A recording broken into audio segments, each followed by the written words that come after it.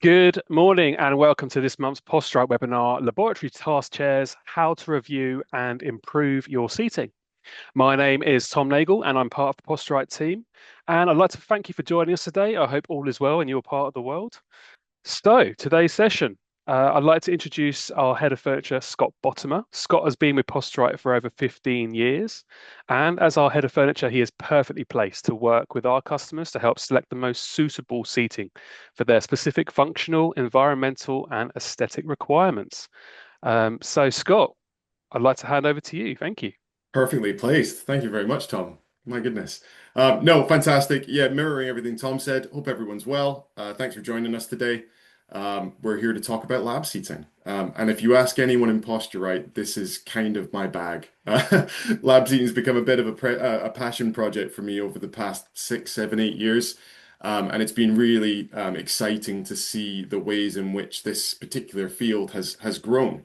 Yeah, we're adding Posturite slant to it. So there will be conversations around ergonomics, health, and well-being as you'd expect. But what we'll do is we'll run through the agenda with you a little bit, and hopefully by the end of it, you guys have a bit more of an understanding of the lab seating market, a little bit more of a kind of a clear indication of the approach that we would advise when reviewing your own seating.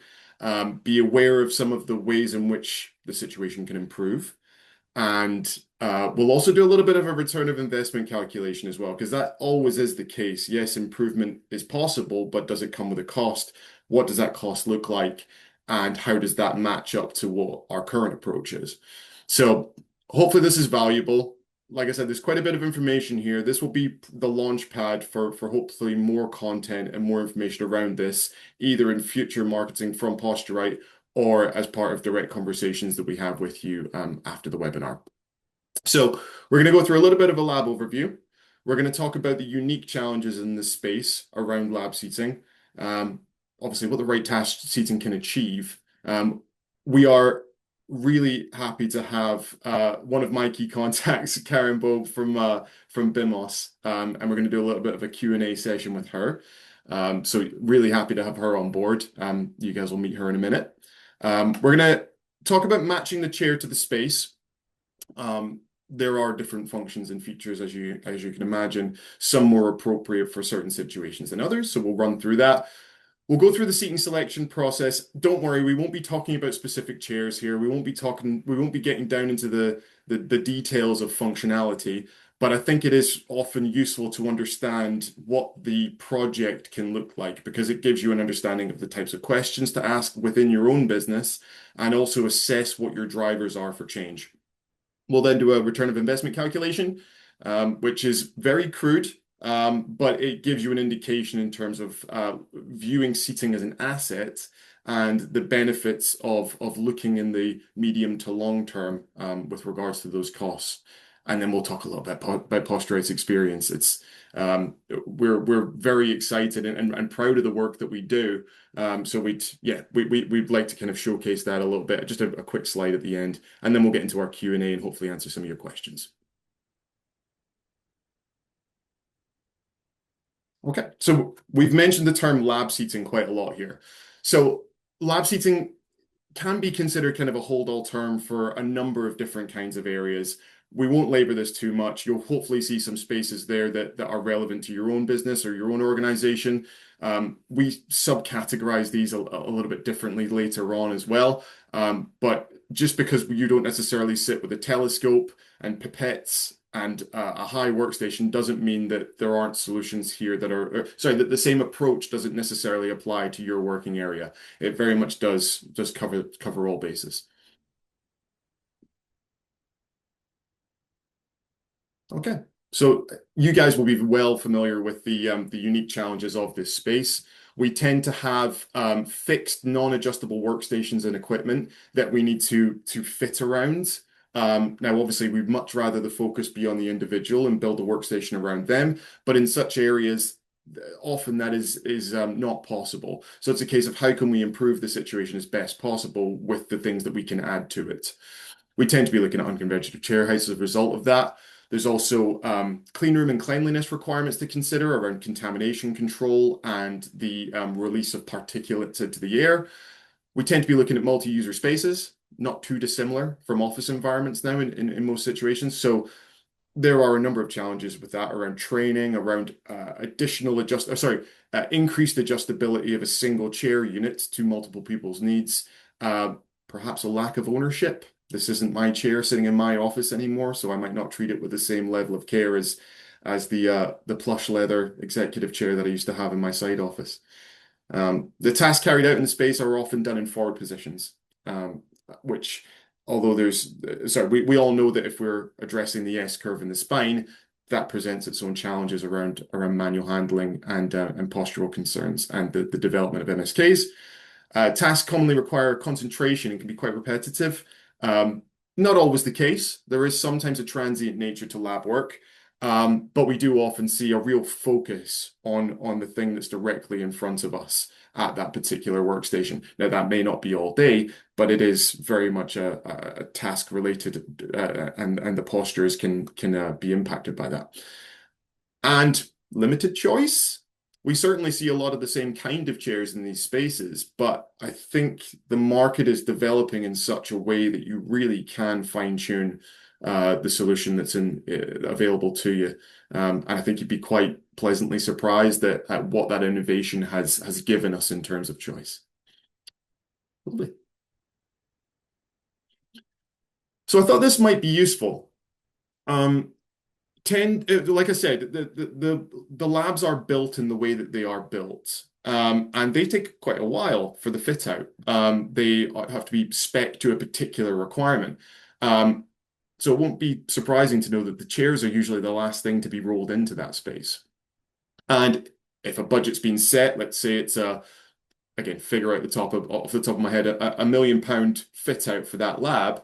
Um, if costs overrun, then the thing that gets purchased last may go from a £500 chair to a £100 chair, and that then gets rolled out because it's suitable in terms of the dimensions for that space.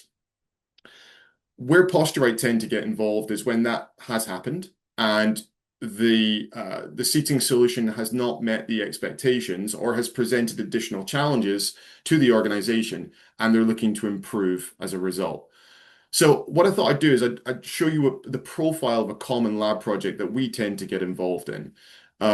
We tend to be looking at, and again, this chair is not from a particular manufacturer. This is a component-made chair, so please, hopefully this doesn't offend anyone by seeing the chair that they're using.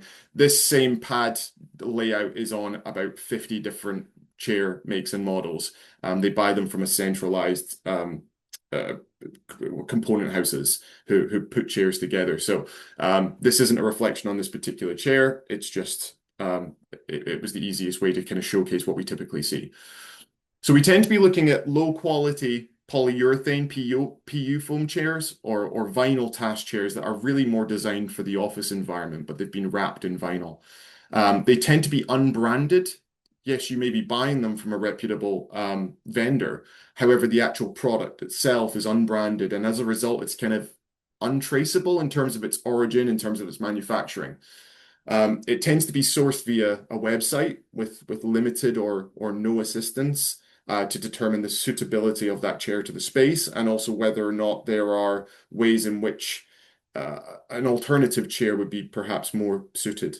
Um, Draftsmen typically raised workstations so that individuals have the ability to both sit and stand whilst working. They tend to have a seat height, a back angle, or what they often call permanent contact, a turn wheel back height adjustment, which means it's not a click up ratchet. You've got to physically manipulate the turn wheel at the back to lift it up and lock it in place, often not done by technicians. Has a foot ring, typically has glides. Glides is a conversation we can have later on around whether or not casters are appropriate for the space. I'm sure we'll have some questions about that in the Q&A. You tend to find low manufacturer's warranty, and that's directly linked to the untraceable origin of manufacturer. It's just, it presents a risk to give longer warranties.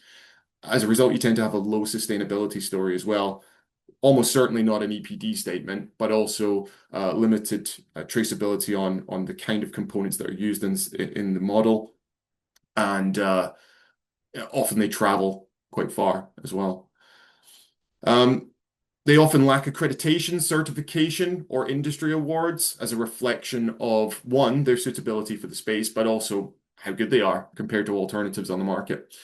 They often present frequent breakages with replacement parts quite difficult to find because you buy an entire unit.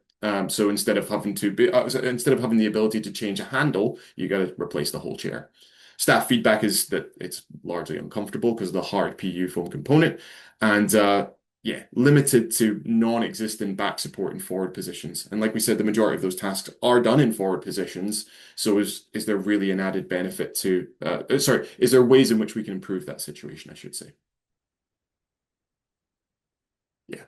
I mean, hopefully everyone here has been on a Posturite webinar before. If you're not, I'm sure you're aware of the Posturite brand. We are advocates of what the right seating can do. There are a number of different benefits that you will see, hopefully, as this conversation goes on, but these won't be a surprise to you. Um, so again, the slide up here is I think it's often viewed as a massive investment when it comes to chairs, but the opposing side of that is that individual is unable to come into work for whatever reason, related to MSK, related to issues that they may have developed or have been exacerbated by that workstation. Often the cost of the solution is actually significantly less than a single day's worth of work for that individual, both in terms of pay, but also in terms of lost hours and in terms of the impact that then has on other colleagues. Okay, so hopefully that gives you an overview in terms of the topic and what we're trying to achieve here. Um, Delighted to welcome Karen. Hi, Karen. Hello, good morning. Good morning, You okay? everybody. Thanks for joining this webinar. Hi, Scott. Fantastic. Yeah. Karen, as you can see, is our primary contact at BIMOS. I could talk about BIMOS for hours, but I'm pretty sure Karen will be significantly more qualified to do so. Just to set the scene, Karen, do you mind just giving us a brief overview as to who BIMOS are and what position the company holds in the general kind of lab seating market? Yes, of course. So for everybody who doesn't know BMOS yet, we are a brand of the company Interstool, and we are based in Germany, the south of Germany. The company was founded in 1961, and here on site we have 1,000 employees with a turnover of 220 million euros per year. To give you a little picture, we produce 6,000 chairs a day, but that includes also the office chairs of Interstool, so it's all mixed together. And we produce mainly all the parts ourselves on a production area of 58,000 square meters. So we don't do anything else than chairs. So we see us as experts, and the brand BMOS stands for high performance seating solutions for different industries like laboratories, clean rooms, ESD areas, production, and standing work. And we are the market leader in Europe. So Fantastic. yeah, we see us as drivers of ergonomics, and I think you know, we are really specialists for the requirements for the different industries, and we have developed specific lab ergonomics and future targeted features for the high-tech industries, which will be explored a little bit later. Yeah, fantastic. So from when you first started, 2012, I believe you started with Yes, BIMOS. So that's true, you're on your 2012. 13th year. Sorry, Yeah, 14th year. Goodness, first 14th. time going. In May it will be 14 years, yes. So what are some of the key changes you've seen in regards to the lab seating market since Yeah, you well, started? we feel that the ergonomic solutions are now a requirement in these industries I mentioned before, not just a nice to have. For better health, for more safety, for added productivity, for increased motivation. So it really is now a key focus when you plan a workplace. And specifically, since the pandemic, the workplace has become a sign of appreciation. I mean, we all know that we have a shortage of skilled personnel, and lab work is demanding. So it is really is a key focus to offer a good workplace to the people you want to employ. Yeah. There is also a mega trend, like which wasn't the case when I started. We saw a lot of really very simple and very reduced chairs in terms of ergonomics. I mean, that wasn't the focus at all. And now it's ergonomics, it's also comfort, it's also look now and design, and that definitely has changed. Wow. Brilliant. So, with that being said, in terms of changes, what innovations are BIMOS working on at the moment? Have any been released recently that you're particularly excited about, and what need have they satisfied? Okay. Well, that is really exciting for BMOS because we have launched the chair Texon last year. And Texon is a result of a 5 years research and development, and it really is a vision of the brand BMOS. It was not only developed for laboratories and clean rooms, but like for all high-tech workplaces with really high requirements, and it's really future orientated. So it stands out for its uniqueness, and it's already the new flagship of the brand BMOS, definitely. And with Texon, excuse me, Scott, Yes, um, fine. we have also now released a new material in the for the upholsteries, which is called Skin Tech. And Skin Tech will replace or has already replaced now all the PU foam upholsteries on the BMOS chairs. That means we have built a new production hall for the production of the Skin Tech upholsteries, and that the production process excludes environmentally harmful substances. So that makes Skin Tech the perfect combination of sustainability, comfort, aesthetics, hygiene, and durability. And it's so much cleaner than a PU foam. I can vouch for that. I've sat on it recently, and it was Yeah, yeah, a yeah, significant improvement. yeah. Um, Fantastic. So again, we'll talk about solutions a little bit kind of as we go on. You'll see skin tech in a couple of later slides, and you'll probably see images of the Texon chair throughout this presentation.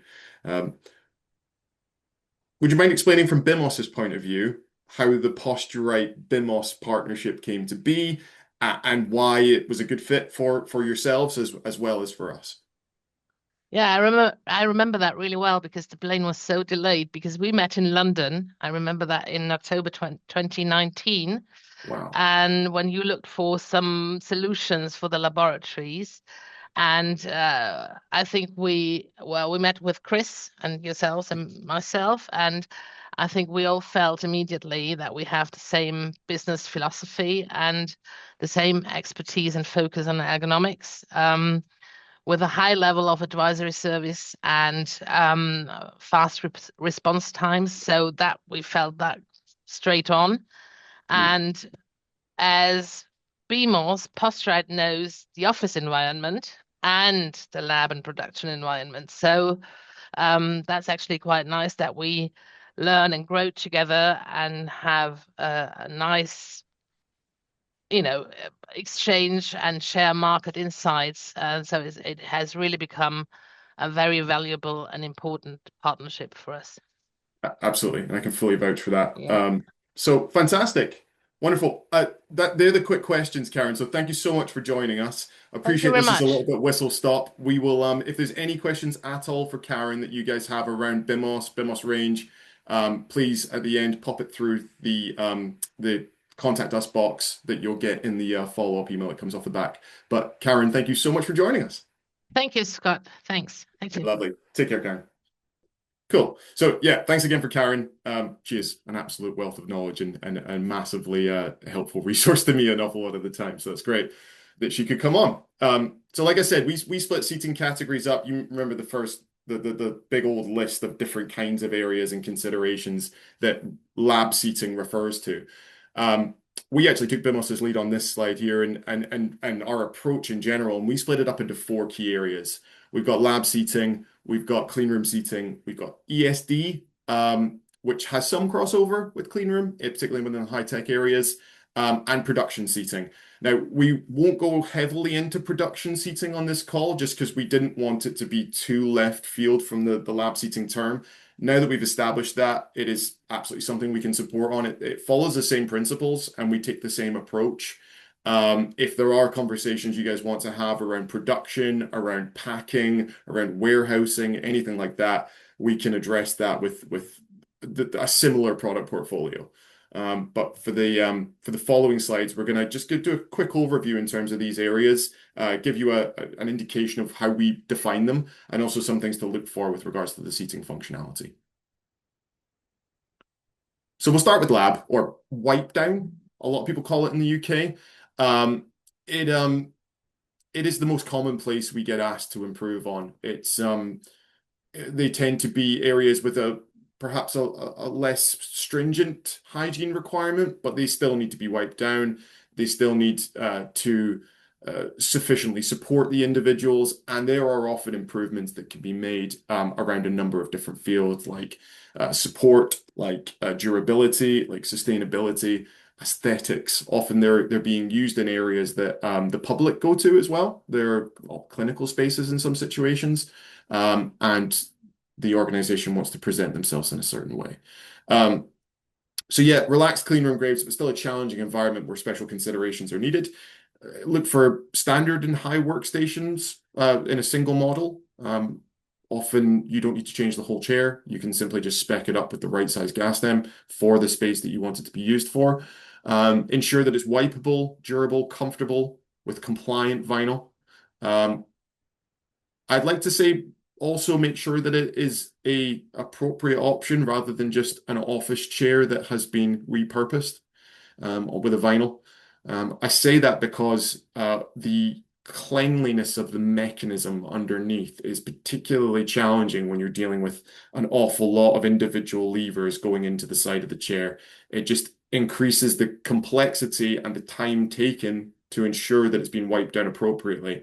And also that because of that, it tends to mean that it's not done to the same standard as a chair that would be easier to clean.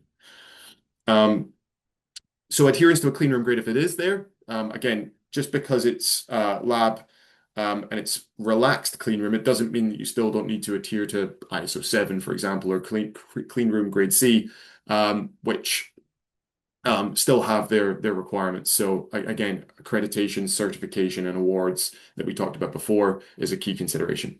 And yeah, adjustability / features that suit the task that the individual's doing. Clean room is comparable, but it's just with significantly more stringent regulations around the clean room grade. There are kind of two aspects to the clean room grade. There is the release of particulates when you sit down on the seat or put pressure on the backrest. You don't want dust flying into the air, essentially. Particulated matter that is either sitting on the surface or actually involved within the foam. And also you've got the cleanability as well, is you tend to have more harsher chemicals used to clean and disinfect those products, and you need both an upholstery choice and a frame or casing of the chair that is going to withstand the rigors of that on a day-to-day basis. So clean and sterile spaces require contamination control. They must adhere to the full clean room grade. As Posturite, we will be advised by yourselves in terms of what your clean room grade is, and we will present you with solutions that match that. And that will only be done with a corresponding certification. We wouldn't put anything forward unless it had that link, even if you were using something else comparably in the space. Things to look for are some sealed upholstery choices. Robust materials that can withstand cleaning agents, encapsulated mechanisms. This is the text on here, by the way, that Karen was just talking about. And you can see there that there are no exposed controls. It's an easy to clean dome underneath the chair. And yeah, adherence to clean room grades that we've talked about. ESD, great. So ESD is electrostatic discharge of charged objects or people. It tends to be people who are using the chair to deal with electronic components, and or they're doing work that requires them to be centrally grounded. So we don't want to hurt first and foremost the individual, and we also don't want to damage the product or the piece of equipment that they are working on. So there is regulation around this. There is certification around this. And it's regulated by European standard EN 61340. I mean, you guys will know what your ESD areas are because of risk assessment. For anyone else who's unaware or doesn't deal with ESD on a regular basis, you'll see an awful lot of yellow markers or sticker signage with lightning bolts on them, just to say that it's a charged area. There are a couple of other ways you can do that, but the chair is like things like wristbands around the wrist. However, the chair is a key aspect of that. So things to look for are conductive, high comfort upholstery, because again, you don't want to necessarily sacrifice your ergonomics just because it needs to be a grounded chair.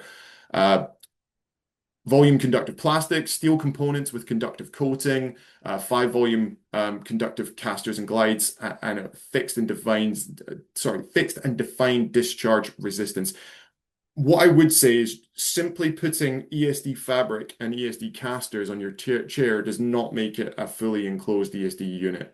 It may still score favorably on your ESD test internally. However, it's not enclosed as a unit. And that's where the likes of BIMOS, Flock, Score test the entirety of the unit as an ESD and consider all components within it. And that's something I'd strongly advise.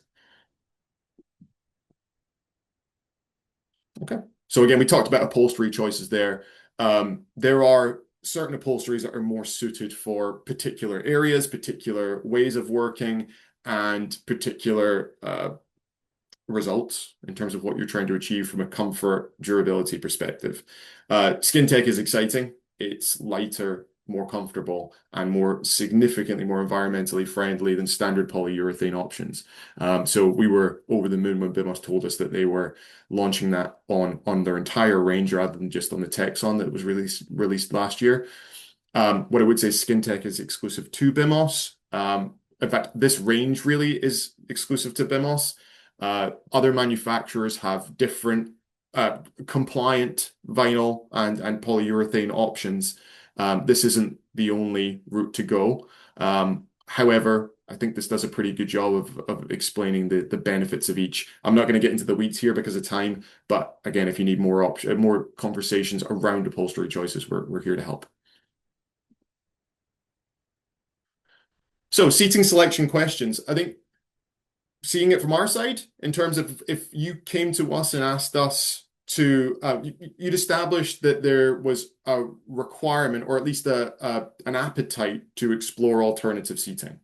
What kind of questions would you ask us or hope that we asked you in order to narrow down your options for a more appropriate solution?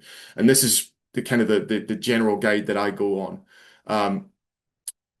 Why are you looking to buy new chairs? Is the first one. Let us know what the issue is so that we can improve on that. And so in order to improve, we need to understand what the starting point is.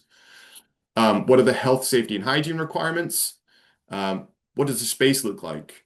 Do we have the dimensions, the shape of the equipment itself that's used so we can understand the postures that result in using that equipment? What are the tasks carried out in that space? And sorry, again, doubling up on myself, but the resulting postures. What are the employees used to?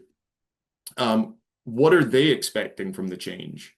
Have they been using armrests for years? And we're about to put forward a solution that doesn't have armrests because from a consultative perspective, we didn't feel that they were particularly warranted in that space. Is that then going to have a knock-on effect? Does that change the solution? Or does it just mean that there's an additional layer of support or management of expectations prior to the rollout of that solution that would then make it successful? And by successful, I mean that the users buy into it and they understand the reasons why the organizations have done it and they take it for the positive that it is.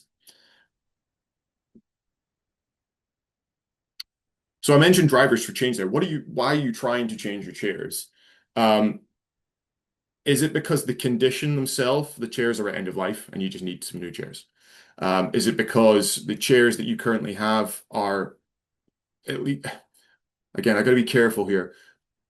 Is there a perception that they are exacerbating musculoskeletal issues, or following a risk assessment, has it been deemed that they may potentially be contributing to them?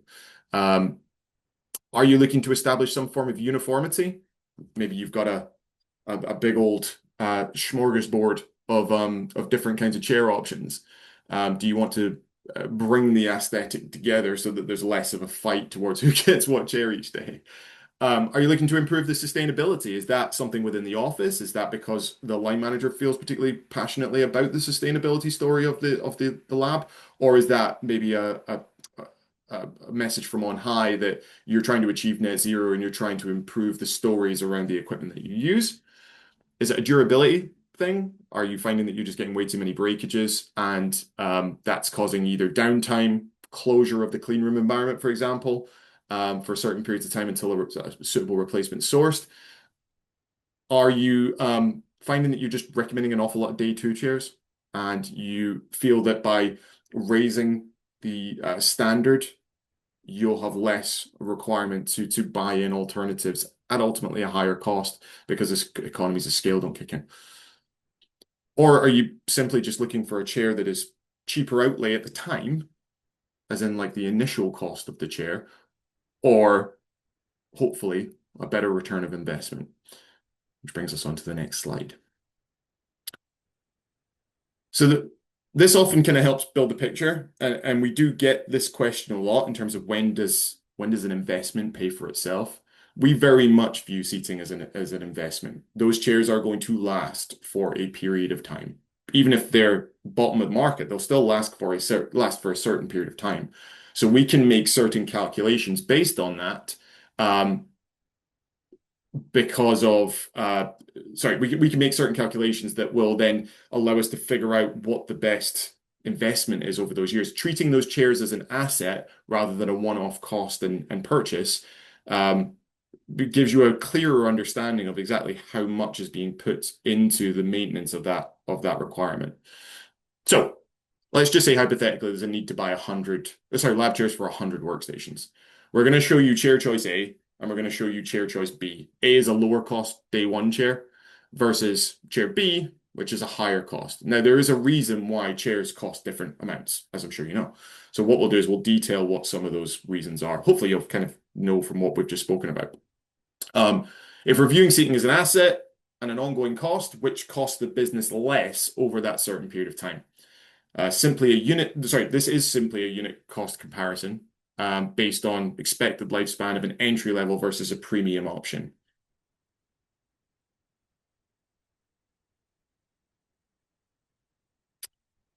Not factored into this are your human factors. So we're not talking about well-being, health, concentration, culture, or the benefits associated with them on a premium model.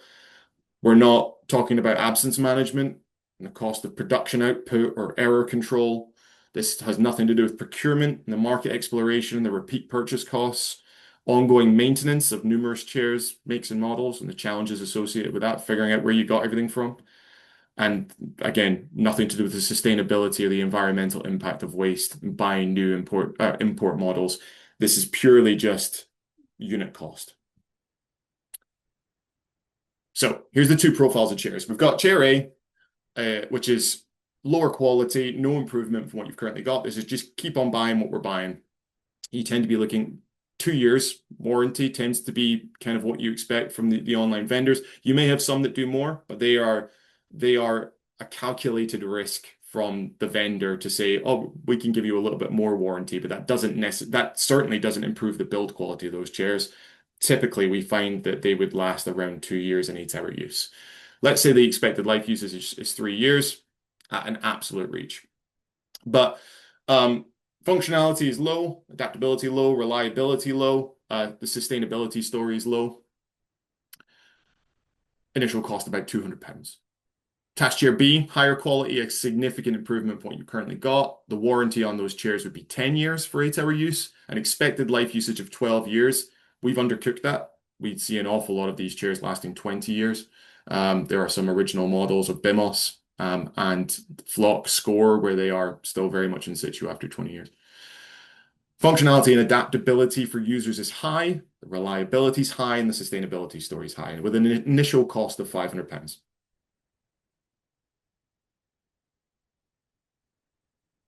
Here's my little calculation. So sorry again if this is a little bit wordy.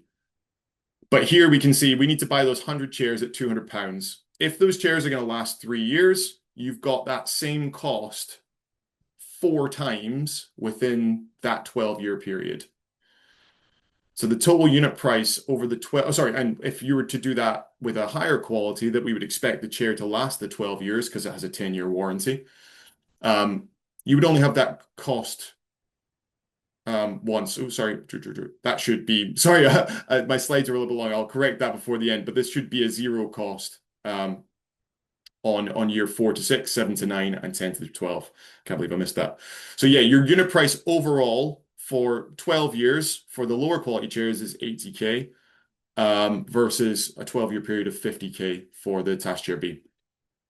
Once you then factor in things like ethical disposal of the existing chairs that are on site, which again, we don't want anything going to landfill. We don't want skips being purchased to get rid of your chairs. The ethical disposal of that would be around about £25 a chair if you do them all in one go, which costs 10 grand over the time, whereas you'd only have to do that. So that'd be 4 times as opposed to just once with the other. So if you look at that 12-year period, the cheaper chair, it's very much a false economy. Those cheaper chairs will cost the business more over that 12-year period. By quite a bit. And again, that's not including all of the other associated benefits of improving the quality of your chairs within the space. So hopefully that gives you a bit of an insight in terms of I appreciate it's a conversation to have internally, especially if it's not the direction you've gone historically, but there are ways we can support you guys with the return of investment calculations, as you can see here on the next slide. So yeah, hopefully that's useful. So yeah, how to Posturite help our clients? We work with an awful lot of pharma, universities, NHS, biochem, you name it, high-tech industries in terms of they now appreciate through our account management plans, they appreciate that we can support them on this in a way that they haven't been supported historically because, again, it used to be online purchases for base models. But yeah, hopefully most of you guys know who Posturite are. We're experts in ergonomics and the ways of working. We've got 35 years experience. I've been with the company for 15 years, and I would be the one advising on an awful lot of this. We're independent. We've access to pretty much all of the lab seating options on the market.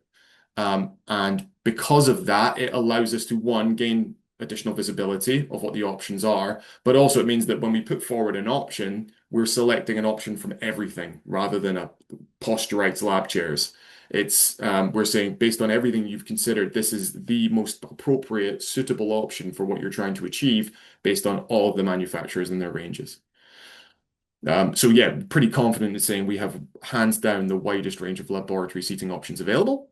And you got on-the-ground experts. Most of you guys are on here. Hopefully we'll have an account manager, but you've also got me floating around the country. You've got a number of other people within the furniture team as well who can come support as needed. Again, we've been through a lot of this. Proposals, comprehensive seating selection process, visualization, mock-ups, cost-benefit analysis calculations, ergo reviews, user trials, walk-around services. Posturite can include all of that. I think the key part is once you buy those chairs, we aren't going anywhere, and we're very much here to support you with the maintenance and the ongoing support around those chairs. So your chair audits, assessments, aftercare service, end-of-life program, when you are looking to remove and ethically dispose of those, that would absolutely be on our radar, and we can absolutely help you with it. If you're looking for more information around this, there's a link on the Posturite website. If you go under furniture projects, you'll see a sub-page there for lab and production seating, and that gives you an overview of our approach. Up to last month, that approach was very much based around the project. It was space related. It wasn't to do with what you're probably more familiar with Posturite for in terms of individual assessments for those areas.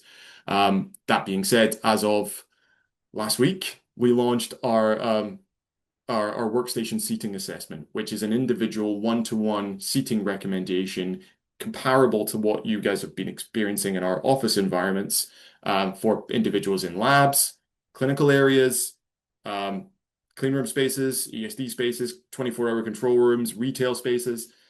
Essentially takes it out of the framework of office, and we can help you with everything else. So that is now available as well. I'm sure there'll be an awful lot of questions around that later on. I think I've hit my 40-minute mark. I think that's my target. So hopefully that was useful. Thank you so much for listening. We're going to go through the Q&A now, but again, if you need any further information on this, the website is full of that information, and we'll be happy to circulate it after, along with the recording. And yeah, here to help if you need anything. Thank you, Scott. Yeah, obviously a very comprehensive overview of our lab seating offering there. So thank you very much for that. And as you rightly say, all this information will be circulated afterwards to everyone who's registered for this webinar, and can also be accessed via the Posturite website, obviously. So yeah, just look out for furniture projects on the Posturite website, as Scott says. We're going to jump into a few questions now. We have received some questions in advance, which is where I'll start with you, Scott, if that's okay. We have a question asking, does the height of the chair raise to various heights? Staff in some of the labs rotate from desks to higher lab worktops.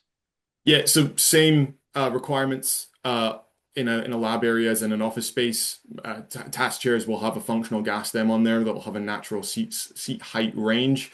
Those ranges are variable depending on the manufacturer, the model. Ultimately, it's a case of understanding where your worktop sits. In an office environment, it tends to be from the floor height to the top of the desk. And then the gas stem would need to sit 20 centimeters below that desktop height. That's not always the case in labs because in an office you'd be working with 18 mil or 25 mil. Sorry, yeah. Oh my goodness, 18 mil or 25 mil tops. I can't speak. Glass of water. Whereas in a lab you might be dealing with a little bit more down underneath the desktop. So instead, in a lab, you take it from the floor to the underside of the desk instead. And then that measurement is where your gas stem needs to hit. So as long as it falls within the gas stem range, you're fine. But again, that's all a consideration when we measure up the space. Great. Another question. How can one specialist laboratory task chair support multiple users with different anthropometric frames and sizes? That's a word. You okay there, Tom? Just about. Yeah, so again, functionality.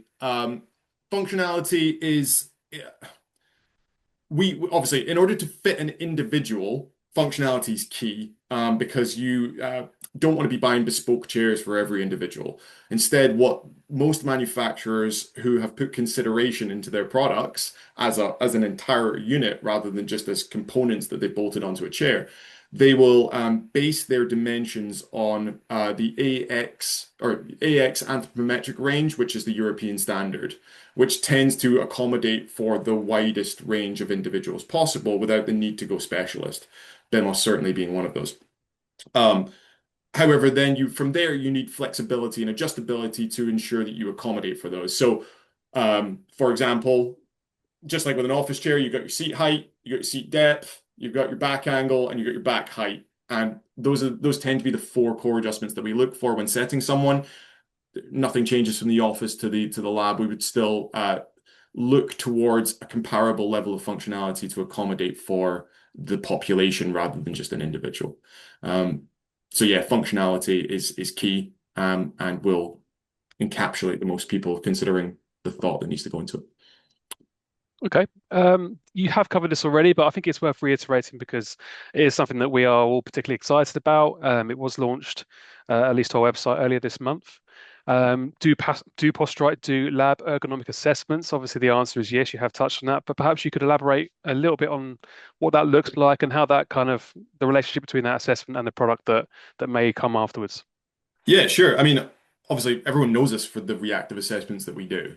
We are Posturite. Like that's our core business. And the more we got involved in these conversations with clients that required it, the more they brought us in to address their standard chairs in that space. And just like with the office environment, they would say, we've got a particular individual whose requirements fall out with the standard, and we need to understand what is possible to better support them. So it was very much a problem-solving uh, innovation based on what our clients required. So yeah, we've put that together. Our wonderful team of assessors are ready to go, able to help, and it's very much targeted. It's based on the individual's condition, workstation setup or lab environment, working routine, the tasks associated with that space, and a full range of anthropometric measurements. They will then make a recommendation within a report that is comparable to the office reports, detailing an overview of what they've understood from the situation and make a recommendation below it. As it stands at the moment, we are capping that at chairs only. The chairs, you can imagine the complexity with a lot of the lab spaces for reasonable adjustment around things like exoskeletons and anti-fatigue matting and different forms of grip for pipette work. It has a layer of complexity that uh, we didn't want to slow down the rollout of what our most pressing need was at the moment, which was seating solutions. So we've pressed the go live on that to help as many people as we can in the interim. But just to manage expectations in terms of what to expect. Again, the results of that can go through your Posturite One portal if you guys have that installed. That's our assessment portal where all reports are securely sent. I think that's probably it, right? Oh, and sorry, you can find that on your online referral form as well, or via the Posturite system. So in the same place that you guys make your referrals for office, you can find the workstation seating assessment there too. Fantastic. Jumping into the questions that we've received this morning, Ooh. Liz asks, is there any possibility to have a high-level list of the materials used to make up chairs that are for clean rooms, as this is something needed/expected in our industry when bringing in new equipment to our clean rooms? Uh, yes. So most clean room chairs will provide a certificate for the clean room grade that's achieved and the ISO accreditations that go along with that. I appreciate that they don't go through a full component breakdown. That can be provided. So long as the manufacturer has it. So that's not something that Posturite has on record as part of our onboarding process for manufacturers' portfolios. So we would very much be led by the support that manufacturers like BIMOS could provide us in terms of the component breakdown. We have it for an awful lot of the more commonly recommended chairs. However, to ensure everything is there, it's very much a discussion. So Posturite can't fully commit to full visibility of every single component used on a chair, but we would liaise with the manufacturer who would hopefully have all that for you, and we would be the go-between. Great. Yeah, just one from the chat box as well. Chris discusses the lower cost seating, shall we say, that seems to have basic casters. Would you recommend brake loaded or sliders for hard floors? Do you have any Uh, particular views on that, Scott? so without getting myself in trouble, I would say it has to follow your internal risk assessment. Ultimately, the whole reason why you would change the caster would be for stability purposes. So your own internal risk assessments will factor in the flooring that you're using, will factor in the height of which that individual needs to work at. It will factor in the amount of time spent in forward positions. It will factor in the range of movement within the mechanism in terms of how much of a recline you get on your seat tilt, for example, and then what happens to the seat when that happens, all of which would then be considered to determine whether or not it was safe to use a hard floor caster, a glide, or a brake loaded or brake unloaded. For those unfamiliar, brake load is when you sit on the chair, the caster locks in place. Brake unload is the complete opposite. So when the weight is applied, the caster releases so that when you're sat down, you can get movement. So hopefully that's not me passing the buck too much. What I would say is that manufacturers tend to take the approach of if there is a high gas stem, i.e. a draftsman, and it has a movement mechanism and a seat depth adjustment, they will almost always ship that chair with glides as standard. Separate casters can then be purchased. However, the inclusion or the implementation of that caster on that chair is done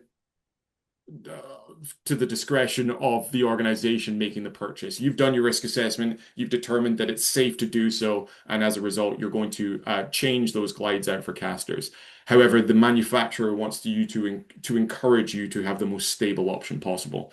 What you will find is with draftsman chairs that don't have a seat depth and that don't have a back tilt can be shipped with casters. So the lab sit, for example, within Bimos's range, doesn't have a movement mechanism. So you'll see the option to be able to select a draftsman with brake-loaded casters on their standard. Hopefully that Ex answers the question. yeah, excellent. Uh, One, so maybe a product specific question here from Caroline. Can you describe how the back of the BIMOS chair stays in contact with a forward working individual to provide the adequate support? Yeah, cool. So it depends on, so Bimos is a manufacturer that has multiple options within their range. There are a couple of key principles on their more adjustable chairs. The more adjustable chairs would be the Neon and the Nexit. They are much more like the standard reactive task chairs you would expect from our office environment world, but spec sourced for lab seating. There's two main ways that they do it. One is they've got the ability to manually adjust the seat tilt, so essentially the starting point of the movement mechanism. So you've got three different locking positions to get the individual into a forward position to begin with, but adjusting their hips rather than just pushing a backrest. Sorry, I'm trying to keep my arms in shot here. I'm just step back a little. Rather than pushing the individual on a flat seat, it allows them to maintain the S curve. It wouldn't be that extreme. Let's say about there. It would just give them a subtle contact, but the hips have been adjusted accordingly. Um, there are two different movement mechanisms without getting into the weeds here. You've got permanent contact, which means just the backrest moves, and you've got synchro, which means the seat tilt and the seat angle move at the same time in cohesion. They work slightly differently in forward positions depending on what you require. Um, I hope that answers it. There are also other ways to address forward support. We might as well do this while we're here. One way is to adjust the seat manually and then provide a backrest that accommodates the support you require without pushing you forward out the chair. The second is sternum support. So a chair like some of you may be familiar with things like the Hakupisco, you're able to reverse that chair and have the backrest between on your chest, so you physically can't round your shoulders. It tends to be a successful solution for things like microscopic work when you're keeping your head in that position in a locked. You don't want the ability to round your shoulders, and the Capisco works really well for that. Fantastic. One here from Cara. We've got roughly 2 or 3 minutes, so if anyone has any more questions, then please do just pop them into the Q&A box. But one here from Cara, who says that the labs really struggle with the use of R disinfectants and rust formation on the foot rings. Are there any of the chairs more suitable to withstand disinfectants such as bleach? Are there any sort of particular models that come to mind that Posturite would be in a position to supply?